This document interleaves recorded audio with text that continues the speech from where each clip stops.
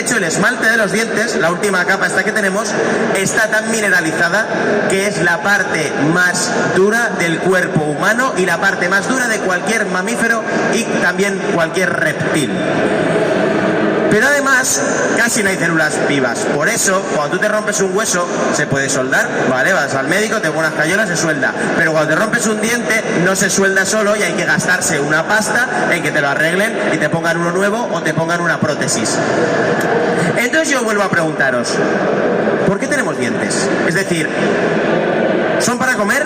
Pues en realidad no. Hay un montón de animales que no tienen dientes y pueden comer perfectamente. Por ejemplo, los caracoles. ¿Nunca habéis visto el típico caracol comiéndose una hojita así que está como chupeteando aquí? Pues en realidad ellos no tienen dientes, sino que tienen algo que se llama rádula, que es como una especie de cinta transportadora, ¿sabéis? Como las escaleras del metro, que va dando vueltas, dando vueltas, dando vueltas y va lijando y lijando y lijando esos vegetales que se está comiendo. O por ejemplo, los gusanos, a ver si sale ahora, ahí se me ha estropeado. Estos, los gusanos osedax. Los osedax son unos gusanos que viven en el mar y que viven concretamente pegados a esqueletos de ballena. Son muy tiquismiquis y lo único que comen los osedax son huesos de ballena. Y lo que hacen es una cosa que me encanta, que es digestión externa. Es decir, ellos cogen y vomitan jugos gástricos sobre el hueso se digiere fuera de su cuerpo y luego lo absorben. Es básicamente un poco como, no sé si habéis tenido abuelos en casa, pero cuando el abuelo o la abuela hay que hacerle todo por el pasapuré, por la batidora, pero como si encima, cuando se hace el puré del abuelo, como si vomitase encima, le echase los jugos gástricos, lo dejase 2 días digiriendo, hiciera ahí un puturro de fuego asqueroso y se lo bebiese. Pues eso es lo que hacen los osedax. Pero hay más bichos que hacen cosas raras. Por ejemplo, las aves, que es un ejemplo facilito que todos conocéis, no tienen dientes y a pesar de ello tienen unos picos que están especializadísimos en su alimentación y de hecho encontramos analogías con herramientas humanas. Por ejemplo, el pico de una garza, en las aves que pescan en el agua, es como un arpón. El pico de un loro es como un cascanueces de los humanos. O los picos de las aves rapaces son como un cuchillo que es capaz de desgarrar. Ellas tampoco tienen dientes, a pesar de que sus antepasados sí que los tenían. Sí que yo creo que sonará a todos de ver Jurassic Park y Jurassic World y toda esta mierda, que las aves son descendientes directos de los dinosaurios. Pero en realidad eso no es verdad. Las aves no descienden de los dinosaurios, sino que las aves básicamente son un puto dinosaurio. Cuando tú ves las palomas con sus muñones y llenas de mierda, son un dinosaurio, ¿vale? Uno normal y corriente. Solo que fueron los únicos que sobrevivieron al meteorito, porque en ese invierno nuclear que se quedaron ahí todos sin comida, cuando no había comida en un sitio, pues las aves podían volar e irse a otro. Y también les ayudó bastante probablemente tener sangre caliente. Como os decía, las aves son dinosaurios y descienden de seres muy similares a, por ejemplo, un velociraptor, pero perdieron esos dientes y los perdieron para volar, porque cuando un animal tiene que volar tiene que ahorrar peso de donde pueda y quitarse todo el peso posible como si fuera lastre para poder despegar del suelo. ¿Y cómo lo hicieron? Pues por un lado, por ejemplo, sus huesos son huecos, pero también perdiendo los dientes, que es una estructura que pesa muchísimo para ellas. Vale, como os decía, hay animales que comen sin dientes, pero también tenemos animales más o menos conocidos que tienen dientes y no son para comer. Por ejemplo, tenemos, no sé si conocéis el bicho que hay en medio, la rata topo desnuda. ¿A alguien le suena? Es un bicho muy raro, ¿vale? Es como una mezcla ahí entre un codo de persona mayor y un escroto, una cosa un poquito rara. Pues la rata topo desnuda, veis que tiene ahí unos dientes bastante feos que le salen por fuera, tiene los dientes fuera de la boca y no los utiliza para comer, sino que los utiliza principalmente para excavar en la tierra y hacer túneles, ya que pasa toda su vida bajo tierra. O tenemos, por ejemplo, los narvales, que son unos delfines que tienen una especie de cuerno de unicornio, que en realidad es un colmillo que les crece mucho, mucho, mucho. Es un diente que no sirve para comer, sirve para hacerse el chulo contra otros narvales. O igual que los colmillos de los elefantes, que son sus caninos que salen para afuera y sirven también para pelearse o para marcar su estatus. Vale. Visto que los dientes, no podemos responder a la pregunta de por qué tenemos dientes hablando de para qué sirven, yo creo que debemos responderla planteándola de otra forma, que es ¿de dónde narices después vienen los dientes. Y aquí es donde empieza la charla, porque yo quiero invitaros a hacer un viaje atrás en el tiempo en busca del origen de los dientes. Porque para tener dientes hace falta tener una mandíbula, ¿vale? Para tener una mandíbula hay que tener una boca, y para tener una boca hay que tener una cabeza. Así que vamos a empezar nuestro viaje hace unos 550 millones de años, conociendo a estos bichos de aquí, que parecen como rulos del pelo, como condones de sabores, una cosa muy rara, y son tunicados y ascidias. Las ascidias y los tunicados son unos animales que no se mueven, viven toda su vida pegados a una roca, y aunque no os lo parezca viéndoles ahí pegaditos a la roca, las ascidias y los tunicados son antepasados nuestros. Son antepasados nuestros y de absolutamente todos los vertebrados, de peces, de anfibios, de reptiles, de mamíferos, de pájaros, de todos nosotros. ¿Qué pasa? Que las ascidias y los tunicados, que veis ahí que están pegados como una roca, vivían pacíficamente en el mar, sin depredadores, sin tener que defenderse, sin necesidad de huir, hasta que hace unos 540 millones de años pasa algo. Y es que los mares se llenan de depredadores nuevos, principalmente crustáceos. Básicamente el mar se llena de gambas y de langostas, pero no como las que conocemos ahora, sino de gambas y langostas de más de 1,5 metros y con 3 mandíbulas, capaces de merendarse absolutamente cualquier ascidia o tunicado que estuviera pegado a una roca. Obviamente, un mojón como estos pegado a una roca no tiene nada que hacer contra un langostino de 1,5 metros con 3 mandíbulas, pero quienes sí que eran capaces de hacer algo eran sus larvas, sus crías, sus bebés, porque las larvas de las ascidias y los tunicados sí que son capaces de nadar. De hecho, lo que sucedió es que esta presión evolutiva hizo que algunas larvas de ascidias y tunicados dejasen de hacer metamorfosis y fueran larvas durante toda su vida, larvas con capacidad para reproducirse. Y esto llevó a que se generasen nuevas especies de animales completamente distintas a las que existían, pero porque eran sus crías en estado adulto.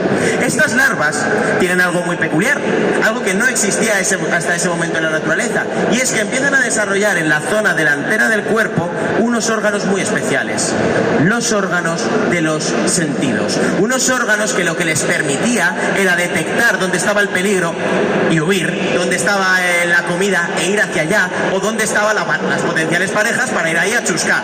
Entonces, ¿qué sucedió? Que desarrollaron ahí principalmente la vista, el olfato en esa zona delantera, y desarrollaron una especie de cable que conectaba esa zona delantera con su colita para mandar electricidad y poder nadar o hacia la comida o hacia el sexo o huir de los depredadores. Ese cordón, ese cable que mandaba la electricidad de los sentidos al culete es el antepasado de nuestra médula espinal, la que tenemos en la espalda mandando todos los impulsos nerviosos. Y al acumularse todos esos sentidos en la parte delantera del cuerpo, se empezaron a crear conexiones neuronales a saco que llevaron a que millones de años después todo ese conglomerado de neuronas se convirtiese en nuestro cerebro. Es decir, que básicamente tenemos cerebro porque a una especie de cagarros marinos se los comían langostinos gigantes. Es triste, pero es así. Vale, ya tenemos cabeza. Tenemos cabeza. Al final estas larvas desarrollaron un cerebro, y se puede considerar que esto es un proceso de encefalización. Ya tenemos cabeza. Así que ahora deberíamos ir a por la boca. Mirad, este es Saccharrhtus coronarius. Este es un fósil que se encontró en China hace algunos años y que tiene 540 millones de años. ¿Y qué es? El fósil más antiguo que se tiene de un antepasado humano, ¿vale? El más antiguo. Como veis, ya tiene ojos, tiene fosas nasales y tiene boca. De hecho, parece un poco Donald Trump gritando. Es bastante mono el bichito. No sé si identificáis bien la boca, los ojos, las fosas nasales.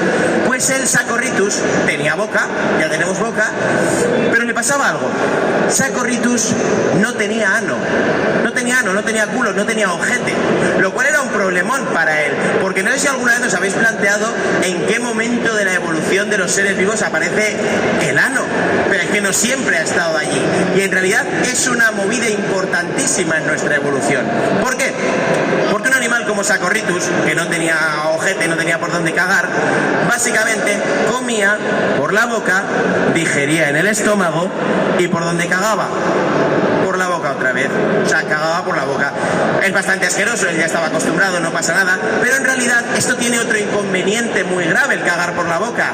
Y es que cuando Sacorritus se alimentaba, no podía volver a alimentarse hasta que no hubiera digerido lo que se había comido y lo echara. Esto es un movidón, porque esto hacía que su alimentación estuviera muy limitada, pudiera comer muy poquito y por tanto obtener muy poca energía. Así que estos animales eran muy pequeños, no medían ni 1 milímetro y apenas se movían. ¿Por qué? Porque no tenían energía, porque no podían comer apenas. Cuando unos pocos millones de años después se desarrolla y aparece primera vez el ano en los animales, eso es una revolución, porque les permite comer, digerir, pero antes de haber echado lo que estaban digiriendo, pueden volver a comer. Por tanto, el aparato digestivo se vuelve unidireccional, pueden comer y comer, obtener más energía del entorno y desarrollar estructuras complejas como aletas, como colas y moverse por el entorno. Así que damos un salto varios millones de años después para conocer a otros de nuestros antepasados, los agnatos. Los agnatos son unos peces que, como veis, ya tienen cabeza, ya tienen boca, tienen una boca así piñonera, pero lo que pasa con los agnatos es que no tienen mandíbula. No tenían mandíbula, por eso tiene esa boquita así como de Carmen Lomana, que está como operadito, que tiene morritos. En realidad, el agnato no tenía mandíbulas, pero sus descendientes desarrollaron mandíbulas y las desarrollaron a partir de una estructura que ya podéis ver en esta imagen, a partir de las branquias.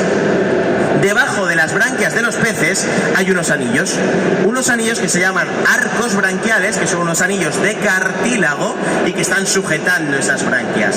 Pues en estos peces y en sus descendientes, el primer arco branquial se dobló. Imaginaros una cosa como si cogemos un hula hoop y se dobla así. Se dobló y se convirtió en las mandíbulas. De hecho, el primer arco branquial se convirtió en las mandíbulas, pero el resto de arcos branquiales también se convirtieron en cosas muy chulas. Por ejemplo, el segundo arco branquial, la segunda branquia de los peces, dio lugar a los huesos que tenemos en el oído. Es decir, nosotros oímos con nuestras antiguas branquias. Nuestras mandíbulas son nuestras antiguas branquias. Incluso el hueso oioides, que lo tenemos aquí y que nos sirve para hablar, este proviene del segundo arco branquial. Vale, ya tenemos entonces boca, ya tenemos mandíbula, ya tenemos cabeza. Vamos a por los dientes. Esto que estáis viendo aquí son unos dientes tremendamente primitivos vistos al microscopio. Porque os voy a hacer ahora una revelación muy loca. Los dientes, como os he dicho antes, no son huesos. Los dientes son escamas. Nuestros dientes son las antiguas escamas de nuestros antepasados peces. Y os voy a explicar cómo sucede esta extraña transformación. Para eso viajamos hace 420 millones de años y vamos a conocer a este pez de aquí, que esto es un placodermo. Los placodermos son antepasados de los peces con huesos, que a su vez son antepasados de anfibios, reptiles y mamíferos como nosotros. Es nuestro antepasado. Cuando los placodermos habitaban la Tierra, el mar se volvió a llenar de depredadores. Hace unos 420 millones de años, el mar se llena de escorpiones acuáticos de 1,5 metros, otros bichos bastante peligrosos. Esto llevó a que muchos peces desarrollasen una armadura de escamas llenas de una sustancia que hasta ese momento no existía en los animales: la dentina. La dentina es de lo que están hechos mayoritariamente nuestros dientes. Estos peces tenían el cuerpo cubierto de dientes, pero según fueron pasando los millones de años, esta coraza de dientes se hizo menos necesaria y esas escamas llenas de dentina se fueron acumulando solo en la parte delantera del cuerpo para poder pelear con otros peces, para poder cazar o para poder alimentarse, y con el paso de millones de años se convirtieron en los dientes tal y como los conocemos ahora mismo. Vale, vamos a dar otro salto. Bueno, mirad, os quería enseñar una cosa muy chula. Esta foto que os he enseñado al microscopio de las escamas, que como os digo son dientes antiguos, esta foto de aquí es una imagen al microscopio de piel de tiburón. Los tiburones a día de hoy todavía tienen escamas que son como dientes microscópicos llenos de dentina, es decir, están cubiertos de diente. De hecho, si alguna vez tenéis la suerte o la desgracia de tocar un tiburón, notaréis que su piel es como papel de lija. y esto lo utilizan para defenderse de los depredadores. Depredadores como las orcas. Esta imagen de aquí, que veis unas bocas con los dientes un poco mellados, son dientes de orca. Son un grupo de orcas. En algunas zonas del mundo las orcas se especializan en comer tiburones y estas orcas terminan con los dientes completamente mellados por culpa de morder esa piel llena de dientes microscópicos de los tiburones. Vale, vamos a dar otro salto en la evolución. Por ahora os estoy hablando todo el rato de peces, bichos asquerosos que viven en el mar, y nosotros vivimos en tierra, tenemos dientes y vivimos en tierra. En algún momento los dientes tuvieron que salir del agua. Así que vamos a irnos a hace 370 millones de años para conocer a este bicho, el Tiktaalik. Tiktaalik es el eslabón perdido entre los peces y los anfibios. Es el eslabón perdido entre nuestros antepasados que vivían en el agua y los que se fueron fuera del agua. De hecho, fue el único vertebrado que salió del agua y se instaló fuera. Todos los vertebrados que vivimos en tierra, como mamíferos, reptiles, aves, anfibios, todos somos sus descendientes. De hecho, él, el Tiktaalik, tenía 4 extremidades y 5 dedos. Por eso todos los vertebrados que vivimos en tierra tenemos la misma fórmula: 4 extremidades y 5 dedos. En aquella época en los mares había peces que tenían 6 extremidades. Si hubieran salido ellos fuera del agua en vez de este, pues probablemente ahora tendríamos 4 brazos y 2 piernas y seríamos súper felices, pero salió él. De hecho, os voy a contar una cosa de Tiktaalik que me hace un poquito de gracia, que es que el nombre que tiene, que es un poco rarito, Tiktaalik, se lo pusieron los paleontólogos porque cuando lo descubrieron y vieron que era un fósil tan antiguo y tan especial, dijeron: wow, 370 millones de años, es como viajar en el tiempo, es como viajar atrás en el tiempo, tic-tac, tic-tac, tic-tac, Tiktaalik, y lo llamaron así. Chistes de paleontólogos, de verdad, es para darles de comer aparte. Vale, ya tenemos dientes fuera del agua. Entonces, yo ahora debería hablaros de la evolución de los reptiles, de los dinosaurios y de cómo los reptiles se convierten en mamíferos. Pero eso es muy complicado, estaríamos 2 horas y me quedan creo que como 8 minutos o 6 o una cosa así. Así que vamos a dar un salto y nos vamos a situar hace 280 millones de años, cuando vivía este bicho, el Dimetrodon. El Dimetrodon, mucha gente piensa que es un dinosaurio. De hecho, cuando somos pequeños, yo de pequeño he tenido muñequitos de dinosaurios y te incluían al Dimetrodon, seguro que mucha gente de aquí también. Pues el Dimetrodon no solo no es un dinosaurio, sino que está más cerca de ser un mamífero que de ser un reptil. Está más cercano a nosotros que a un lagarto. Es un sinápsido.